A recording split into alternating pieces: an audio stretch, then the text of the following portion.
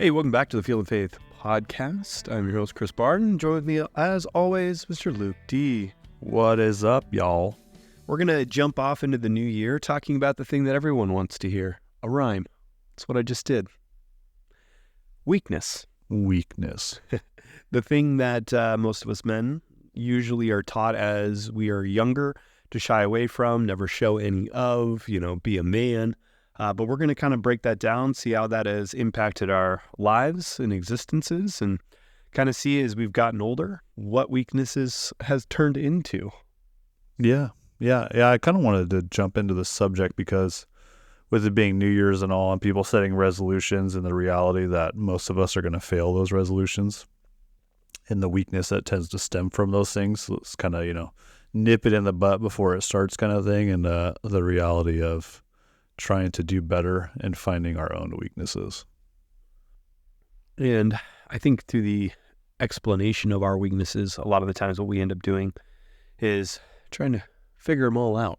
And I don't know about you, but I tend to avoid the things that I am weak in and concentrate more on my strengths. I think that has been something that has not necessarily been a bad thing, but more of a blessing in the sense of, I've read a lot of books on like a lot of people say like, oh, you have to practice on the things that you're not good at. And it's just like, why do I want to spend time on the things that I'm not good at? Why don't I invest my time in the things that I am good at? And then moving on to the things that I'm not good at and delegate those to other people in different ways. Yeah, they don't teach people to understand your weaknesses. Yeah. And to it's okay to be weak and have a weakness. I've tried to be good at everything, and I've done fairly well at being good at everything. I'm not great at everything, but I'm good at everything. But I also probably could be way better at other stuff that are my strengths, but I choose to try to be good at things that I'm not good at, which sucks. Like going to the gym today. I went to the gym today for the first time in a physical gym, probably the first time in 10 years, I would have to say. And walking into it, somebody invited me, and I was like, I'll check it out because I need to go do this. And first thought in my mind was, I am going to look like a chump. Yep. Because I don't work out. I do my own physical activities of hunting and hiking and throwing wood around at the house and building stuff. And, that's enough physical activity for me. And I was like, dude, I'm going to look super weak to these guys, and I don't want to go because of it. But the reality is, I showed up. I knew my weaknesses and I knew my limitations, and I did not push myself hard. Just enough. I pushed myself hard enough just to prove that I can still do this. But I also was doing a deadlift with the guys, and I'm like, you know what? If I do one more, my back is going to be jacked tomorrow. So I'm going to step back out of this, and I'm going to be weak, and I'm okay with it. Yeah, working out is probably the greatest indicator of where you're currently at. And it is one of those things where if you are consistently in the gym and you're working out, there's progress that is inevitably going to be made. And, I guess if you are saying okay, this is a weakness of mine, I'm going to work on it, and you invest in that time, it could be 20 minutes, 30 minutes. Personally, for me, I used to be a personal trainer. Most people waste their time in the gym because they're like, oh, they do a workout and then they sit around for 5 minutes, and they do a workout and they sit around for 5 minutes. You can be in and out in 20 minutes. And what constitutes a workout? You could literally go for a walk, do some lunges, do a squat on the side. And that's pretty much all that you need. But most exercise, we've just gotten away from it because our entire lifestyle has become this sedentary, hey, let me sit behind a computer, let me talk sitting down, and we're not moving around. And that's what's plagued us and caused us to be weak. But I'm glad that you're getting into it, because if you're going to take on this healthy lifestyle. Whoa. I didn't say anything about taking on a healthy lifestyle, okay? I went and checked out the gym. I didn't sign up for a gym. I am not trying to work out, but I went because I have intentions of going there and meeting people and getting out of my comfort zone. And I'm okay with it. I think you should actually... I know I should work out. No, I liked it. I actually thoroughly enjoyed the time with other dudes working out today. I enjoyed the physical activities of it because it wasn't a normal workout either with hey, let's see if we could max out on bench press and do squats and do all that crap like we used to Who do. taught you how to work out?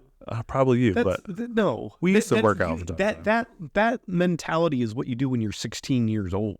But there was like a lot of stretching and like band stuff today. Yeah. It was cool. It was really cool. Well, welcome to the modern gym, not the 1980s gym that you're used to. But I did love the fact that we did some exercises that are like equivalent to pulling back a bow. And I was like super excelling at those, where a lot of these younger guys that were there were struggling. And I'm like, hey, yeah, I work out in my backyard shooting 12 arrows a day. So you got that anterior rotator cuff, Sure. deltoid. Yeah. Yeah. That's what yeah. You know all your muscles. You paid attention in physiology. So what's that? Exactly. You went to hike school. That's a good way to put it. Yeah, pretty much is. Obviously, our physical weakness can be one thing. I think spiritual weakness can be definitely another thing as well. And I think for a lot of guys, I think just taking the same concept of working out, man, stretching the muscles of your spirituality, I think is such a difficult thing because it's exactly what you said when you were walking into the gym. The mindset is, I'm going to look like a fool. And I think for a lot of us, when we face our weaknesses of like what we know and what we don't know, I think most of us go into our spiritual lives saying like, oh, I'm not going to help out. I'm not going to volunteer. I'm not going to do anything because I'm not at a level to be seen as an expert or to be seen as somebody who is trustworthy in the capacity of leading somebody spiritually or helping out or volunteering or whatever the case may be. But it's like the gym. You know, if you participate in it and you engage with it and you invest time into it, things begin to change. You get stronger, you grow essentially spiritual muscles in different capacities of what you are trying to accomplish within your own life. Yeah, that's a great way to put it. Yeah, I think weakness is a perspective shift. It really what needs to happen, right? Especially because we're setting resolutions and we're setting goals for 2024, even though realistically the only difference between December 31st and January 1st is a day. It's really not a new year in essence. It's just a day of difference. But we set up expectations of it's going to be a new year and I'm going to do better this year and blah, blah, blah. And I'm going to lose 10 pounds and I'm going to make $150,000 for the bank and I'm going to win an award at work. And it's like, okay, well, how are you going to do that? Okay, you're going to fail at one of those things because you're not putting in the planning to go into that. Is failing a weakness? I mean, it can be if you choose to look at it, if you choose to take that perspective of failing. Well, how did you fail? Why did you fail? Did you fail because you didn't plan?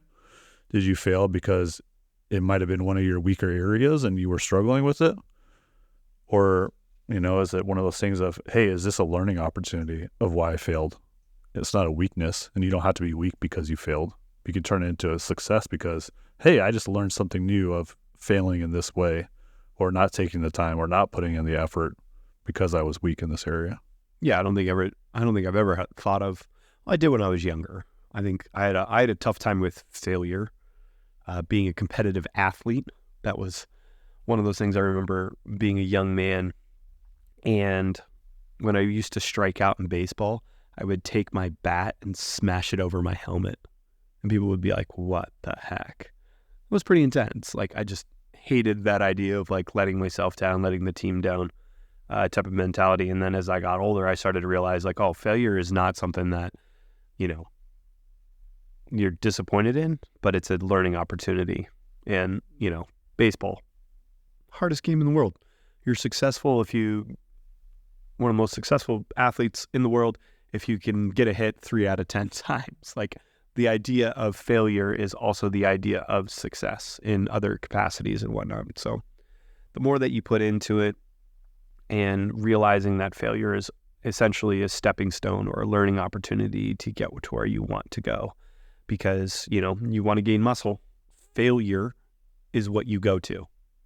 You work out to failure. Like most people like, oh, I'm going to do like 10 sets. Oh, that was like really easy. Like, well, you didn't really accomplish much. Like, in order for muscles to grow, like they have to reach exhaustion and failure. And so when you're working out or you're doing something, like, go to exhaustion, go to the point where you've hit your wall and then recover. Well, that's exactly how muscles are grown, right? Is you literally are taking them to a point to where they're getting so weak that they actually start to shred. And the fibers, in order for them to grow, have to be shredded in order for them to build up on top of each other and grow deeper and thicker. And that's the only way you can, is by taking it to a weakness. I mean, that's something I do too. Like anytime I get too mentally into something and I'm over controlled, the only way I can get it out is by making my physical self weak, by hiking the heck out of it. And you have to be able to push through that in order to see the other side and to see the failure and to see the opportunities and see the blessing that is hidden in those weaknesses sometimes. It's a good way of putting it. And then recently, I don't know if it's just the season or I feel like everyone's been getting sick. I think the moment of weakness that I've been experiencing recently is just like sickness. And that is new to me because I used to like never get sick. And then for me though, this is what always happens is Christmas break rolls around. I've got a week off of work. Every job is done. I'm like, oh, I'm going to go see this movie. I'm going to go see this movie. I'm going to go see this movie. And we built that storage tote last week. And then after we got done with the storage tote, like, you know how I was telling you, like my knees are just, I don't know why, they were aching in pain. And I'm pretty sure my body was fighting off like viruses inside of me because I got done, I came in, I showered, and I just hit the couch. And then I was sick from that point on. And for the next 3 days, just on the couch, just dying. Exhaustion, body just not wanting to get up, headache, cold, sneezing. I mean, the floor looked like a teenage boy's room, as I keep telling my wife, because there was so much tissue and snot rolled up on it. It was piling up. Like I had a bag full of just tissues from the snot that was going into it, and like I'd say I can tough through a lot of things. You know, I've played dodgeball with a dislocated shoulder, but when I'm sick, I am a 2-year-old toddler. Like just whine, don't want to get up, don't want to do anything, and just like succumb.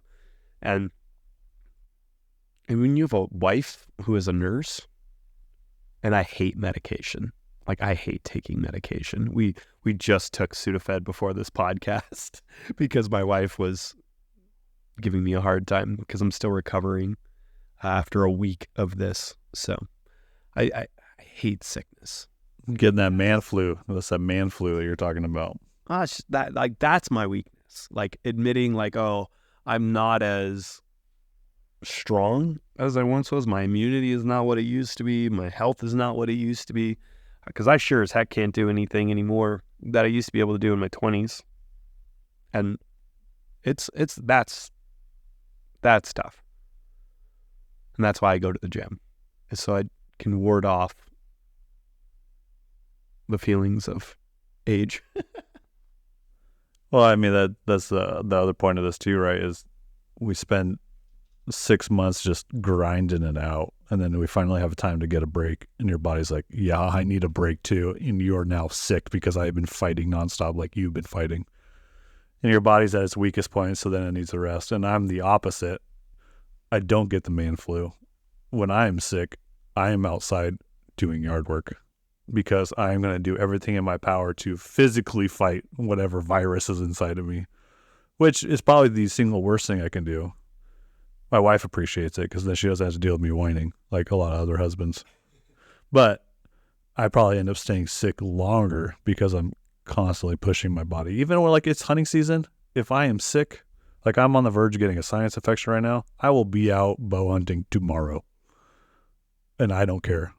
I'm going to be freezing and I'm going to be sniffling. I'm going to be coughing and I'm going to be out there chasing deer because that's what I want to do and nothing is going to hold me back. Which is probably a weakness because I know I need to rest and chill out. But that's a hard thing for a lot of us. And we've talked about that before. We've talked about how hard it is to like not feel like you're accomplishing something, not feeling like you're able to like push through something and make things happen for yourself or, you know, for Field and Faith. And I think, you know, just acknowledging the simple things like, okay, this area right here has failed, and I need to make X, Y, and Z changes to make it a success, or I got to drop this portion of it off, and we're going to pivot and change and go in this direction and do something else. Obviously, we can't ever stop with our health. I mean, you can. I mean, there are people who just like, say, I'm done. I'm no longer working out. I'm no longer doing anything like that. I'm just going to succumb to it. And then they gain 150 pounds and, become completely inert. I think a lot of people after like professional athletes, you see them on the road and you're like, what happened to you? They're like, I'm just done working out. I'm done taking care of my body. I'm done doing that. And then the moment they rest, they just lose that drive. And then they look the way that they do. Which is funny because anytime you see those weight loss commercials and stuff, you see the guy that looks kind of chubby, but you can see that there's a hint of muscle underneath it. Like those are all professional bodybuilders, and then they let themselves go for like a month or two, and then just to prove a point and then make a bunch of money, which is crap. But that's all that is. Your body wants to be how it wants to be. It craves what it wants to crave, and it wants to be weak, and it wants to lay down and die. It really kind of what your body does. And your spirit's trying to keep it alive. And it's like your spirit can only handle so much torment. Well, it can, but I mean, that's literally the call of what Jesus did for ourselves, which is to die to oneself. We had a whole podcast on that. And the moment you realize that your whole essence as a Christian is to die to yourself every single day, figure that out. And once you figure that out, like other things in life kind of come in. The first will be last and the last will be first. Those who deny themselves end up reaping the benefit of whatever it is that they're trying to seek after much more down the road. And so it looks like complete weakness in the face of things, but we don't know the end story. I mean, Jesus' entire life is built around that idea. I mean, everyone that looked upon Jesus just saw this guy, oh, he's not really who he says he is. The Jews were looking for a powerful political leader. They were looking for somebody to like take over Rome. Everyone had their idea of who the Messiah was. And this whole time it was him. And the world didn't recognize the king that had been placed before them until it was all over. And then it's like, oh man, I missed the boat. And so, yeah. Yeah, that actually brings me to a good point that I wanted to bring up at one point on here is we see like a ton of times in the Bible talking about meekness. And I think a lot of times us as men, when we read the meek will inherit the earth or blessed are the meek, like we go, blessed are the weak. The weak will inherit, like, well, I'm not weak, so how am I going to do all this? And somebody actually put this in a really cool analogy for me, and I wanted to share it today. But you have to look at meekness. Actually, before I say this, Jordan Peterson says it a couple of times where he says men need to be monsters and then learn how to control that monster.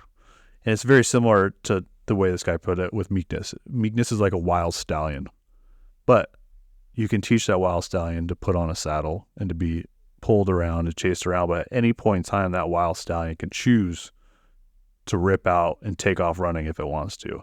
And that's what real meekness is. It's having power and knowing when to use your power and your strengths. I thought that was really cool. It's a new way of looking, because I've always looked at meekness as like, man, oh, that's weak, and I don't want to be weak and meek, and that's just not a good perception of what I believed a man was supposed to be growing up. Yeah. Well, and I think, we want to get into this. I think the biggest thing is, and I mean no disrespect to the ladies who lead children's ministry, but when a lady is leading children's ministry, they're always trying to control the wildness of boys rather than I would say like bring about the control that they need to have or exhibit. I was reading an article about a school that decided to segregate boys versus girls. And they had boys teachers, men teaching men, and women teaching girls. And the boys had 4 times more recess. And their test scores went up 4 times. Because what they were realizing is that boys learned better through play. And so all of their games and their mathematics and everything else was done in physical rather than like sitting down, don't, sit in this square, do this, do that. They would exhaust the boys. And then once the boys were exhausted with play, they would come back and like talk about what they did and like write what they saw while they were out there. Is there any conflict? They would go over conflict resolution with the different boys and stuff like that. And I was like, that's perfect. That's essentially what it is. It's just, man, if we stifle something when we're younger and say, hey, like this is no good, because the wildness gets like drawn out of men, I think, at a very young age. Hey, don't do that. Oh, you can't sit still? Like boys with ADHD, man, I think of ADHD more as a gift than anything else. I mean, I've got it. That's clear as day to anyone who knows me. But the idea that it's like somehow like a limiting factor is a nuisance to my thought process, largely due to the fact that when I'm doing something that I'm passionate about or that I love, dude, it's like an unbridled concentration. It's like hard to explain, to where it's like it drives you to a higher degree than somebody who's just like smooth sailing all the way around. But like when you get hyper focused into it, it's pretty impressive. Like I always tell people, like, if you want to know what like ADHD is perfectly, watch the Netflix documentary The Alpinist, which is about a dude who just couldn't sit down, couldn't do anything, and then he started mountain climbing. And he is a free soloist. Well, he had passed away, but just a crazy story. It's like, oh, the only time I'm happy is when I'm climbing. And just hyper focused. He's like, can't sit still, can't do anything, but when I'm on a mountain and death is staring me in the eyes, he goes, there's nothing else but that to focus on. And it's like a beautiful thing for him to kind of look at and do. Yeah, that's exactly like it, dude. We try to tame stallions, like that's how you do. Like, obviously I grew up with horses, and you had to break a horse. You had to break its spirit in order to be able to rein train it and saddle train it and stuff. Like, you have to break its spirit, and that's what we do to men. We have to break their spirits in order to get them to focus on stuff. And it's like, no, you don't. You just have to teach them how to harness that energy, use it properly, and then turn around. Like, I'm interested in a million different things, and it's probably because I have ADHD and whatever too. Like, I can't sit still right now. I'm freaking bouncing my leg on a ball right now. But it's because I can get into something. I know, like, when I'm doing design work and stuff and drawing, like, if I'm into it, I'll look at the clock and it's like, oh, 2 hours just went by. What have I been doing? But that's the only time I can sit still. Yeah. And that's because there is, like, I literally call it feeding my monster, because I have to feed the creative monster that's in me. And I know how to tame it by feeding it. And then it's contained for a while. You know what I mean? It's like, that's what we have to do. That's how you have to be meek. Like, otherwise, who knows? If I had zero creative outlets, Lord knows what I would be like right now. I would probably be drinking and doing a bunch of stupid stuff. Yeah. Well, it's funny that you brought up the horses, because while I was sick, I watched a documentary called like Unbranded, and I was like, I was going to text it to you and be like, dude, you need to check this out. It's on like Peacock or something like that. It was actually really good because they took Mustangs, which a Mustang essentially it's not any particular type of horse. It's just a wild horse. And so the western half of the United States just has like an uncontrollable amount of wild horses. And these college kids were getting ready to graduate, and like before they set out into the world, they're from Texas, obviously, and they wanted to do a trip that has never been done before, which was from the Mexican border to the Canadian border with all Mustang horses. So they went to BLM land. They captured, I think, like 14 horses or something like that for these 4 guys. And then they spent like 6 months breaking them. They had professional trainers breaking these horses, and then another 3 months getting them situated and learning how to be tame. But they were so interested in the documentary because they were like, what we ended up having was taking a wild horse that literally walks 30, 40 miles a day, which was a natural thing for them, and So what they were trying to accomplish, they're like, I don't think we could have done this with like stall horses, because they would You have could do had like 20 miles max. Yeah. And I mean, they did the Grand Canyon. I mean, these wild horses are going down the Grand Canyon. And I'm like, oh, I've hiked that. And I was like, that would be absolutely terrifying. And these horses are just like, yeah, we walked alongside cliffs before. But they're like, we have no idea how these horses are going to behave, because at any minute they can freak out. And there's like one where one of them gets jumping choya in him, and the horse just loses it and just starts bucking and kicking, like kicks one of the dudes down like a good solid knock, and then just starts running around, jumping and kicking, gets more and more and more cactus stuck in him because they're in a jumping choya field. And they're just like, this is going to suck. And they're just pulling them out one by one. But it was really cool to see like the development over the, gosh, what was it? It was almost 6 months. It was like 100 and something days that it took them to go from Mexico all the way to Canada, because of all the terrain that they had to like go through.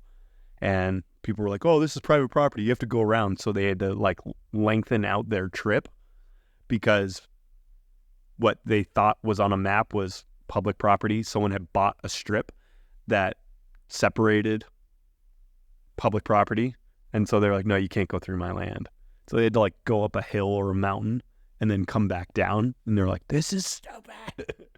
But it was cool, man, to kind of see that like wildness, like untamed, and then like the taming aspect of it, and, you know, how they operated in their environment, and kind of seeing other wild horses along the way. It's pretty cool. That is really cool. Yeah, there's something about a wild stallion. It's always actually fascinated me. Even as a kid, I always thought it would be like such a cool dream to go and actually tame a stallion, and like that's how you got your horse. You know, like how they used to do in the old days, you know, but it is kind of sad we're no longer stallions. We're actually weak because we've made ourselves weak. If you actually think about it. Like we were all created to be wild stallions and to kind of roam free and live and do these things. And we have now become weak by choosing comfort and efficiency over challenging and creating and dreaming. Rather than avoiding the weakness, pressing into it, you know, trying the new difficult thing, trying the new things that make you feel alive, you know, kind of bring out that old thing. And I know for a lot of people, it's like, oh, they go to the gym or they go hunting so they can tap into those parts of themselves that make them feel connected to the earth, make them feel connected to God, make them feel connected in some way, shape, or form. Yeah, and the farther you get away from it, the harder it is to get back. And somebody, I heard this analogy about Christianity, and the walking is like paddling upriver in a kayak. The farther you get upriver, the prettier the mountains and the scenery gets. But the second you stop, that water is going to start drifting you back because you're paddling upstream. And it's a little bit harder, and you got to put a little bit more work to get it to the end. But the problem is, if you let it go too far, you're going to be back into that ocean, and you are not coming out of that. It's a good analogy. It is, yeah. And I think you got to keep fighting for what you believe in and who you are, and fighting to be a man, because there's something beautiful at the end, and you're going to see it, and you're going to see little bits and pieces of it as you go along, but don't drift. Cool. Why don't you end it up, since you are hunting right now, obviously you've had a little bit more free time. Yeah. To go out hunting. How's it been stalking? It's been fun. I've seen more deer this year than I have in past seasons, which has been great. I've had 2-3 unsuccessful stalks, which is great. Just getting on a stalk is so fun, and get that anxiety going and the jitters and the buck fever, and you start shaking. What was it, last week? Got on a really nice buck coming down this mountain into this canyon that I was overlooking, and was like, well, I think this is the opportunity, because he's walking down this canyon to a point where I can get ahead of him and sit and just wait for him to walk to me. He's got a couple does with him, and I was like, perfect. I got to do this now. So I start walking down the hill, and then I see some more hunters, and I was like, well, I'm looking at this deer right here. I don't know what you're looking at, but this is where I'm going, and this is what I'm doing. and being respectful. Are you cool with this? Because they were also there. I have no idea when they got there.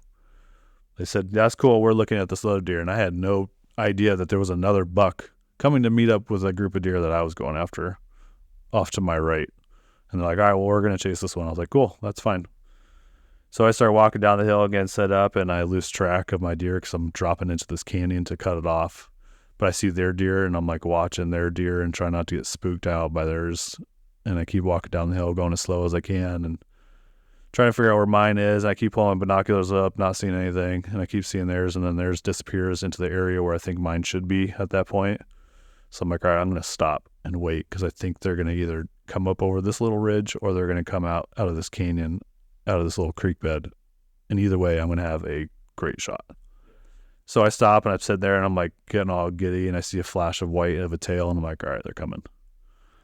So I'm like, all right, I got my rangefinder out. I'm like, all right, I got a 50-yard shot here. I got a 70-yard shot here. I got a 30-yard shot here. I know exactly all my pinch points and where I'm going to shoot from. And then all of a sudden I go, oh no.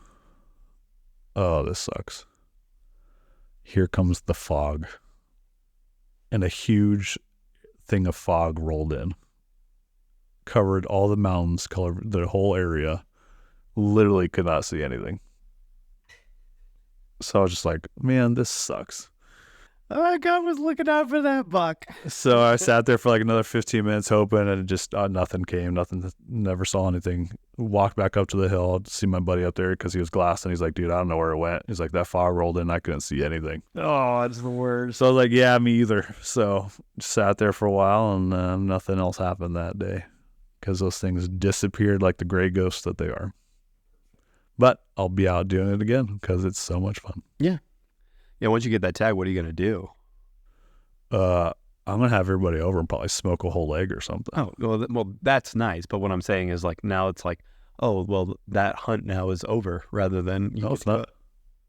Well, you can still do what? Javelina and deer. And deer? To the end of the month. You can get as many deer as you want? One deer. One deer. I know. One. But that's I had a tag for 2023 and now it's 2024 and I have a 2024 tag. Right. But what I'm saying is like once you get it, then you're like, the joy is like, oh, you don't get to go out. You don't get to do the stalk anymore once you get a deer. Well, yeah, but I'll still go out with other people if they want to hunt because I can go out and sit on the binoculars for people, help guide them in. That's fun too. What a nice guy. Yeah. Just being out. Yeah. All right. Well, thanks guys for tuning in and we'll catch you on the next episode. Peace out.